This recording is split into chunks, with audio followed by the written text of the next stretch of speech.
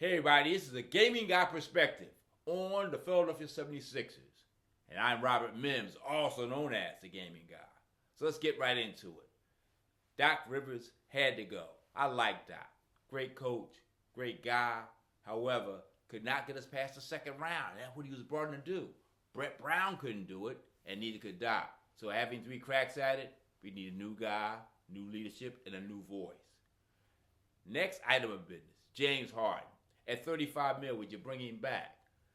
I don't know about that one. Harden did lead the league in assists, played well, and won some playoff games for us.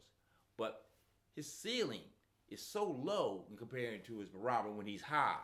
You can't have that influx. A guy got to be in the middle, where if he's going to get 20 every night, he gets 20 every night. He can't get 40 and then get 6. That doesn't work for me.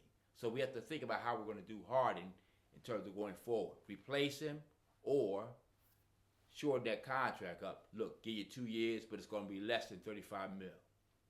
The next item of business, Tobias Harris entering his last year of his contract. Should we move Tobias? Been a good soldier, all-around good player, but really not worth the money, unfortunately, that he's being paid. So, what do we do there? I'm thinking you want to probably move Tobias now, if you can, to another team, give him a start, and not look at bringing him back in the same situation. So as we're recording right now, Daryl Morey is about to have his press conference.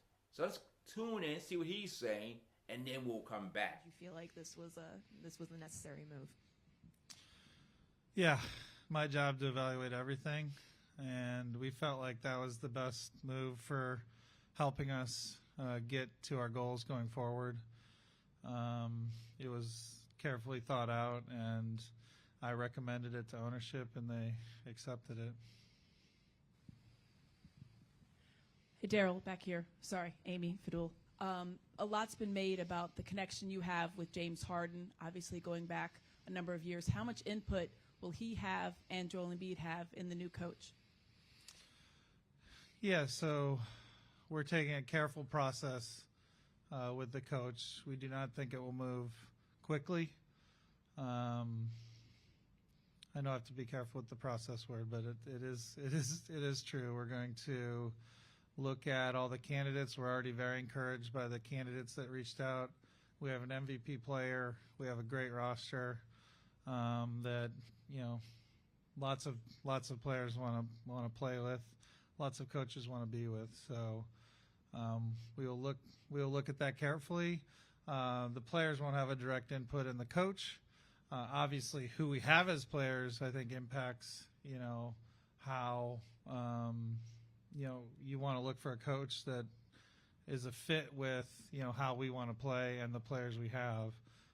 But the players won't have an input in that. Well, on that part too, you mentioned Joel and his relationship with Doc. Stephen A. on television last night reported that Joel was not happy about Doc getting fired. How concerning is that to you? What are your thoughts on that? They had a strong relationship. I mean, I have to make tough calls all the time with trades. Joel was disappointed in,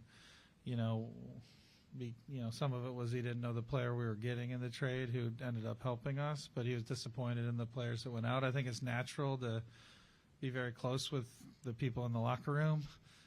He was very close with Coach Rivers, and yeah, he was shocked about the change, and and it's my job to help convince him that the new coach is someone that he'll have a great relationship with as well.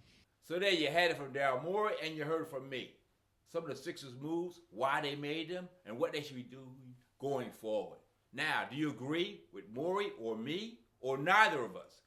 Follow me on Twitter @GamingGuyM and tell me, because I'm interested to hear what you think about the state of the 76ers.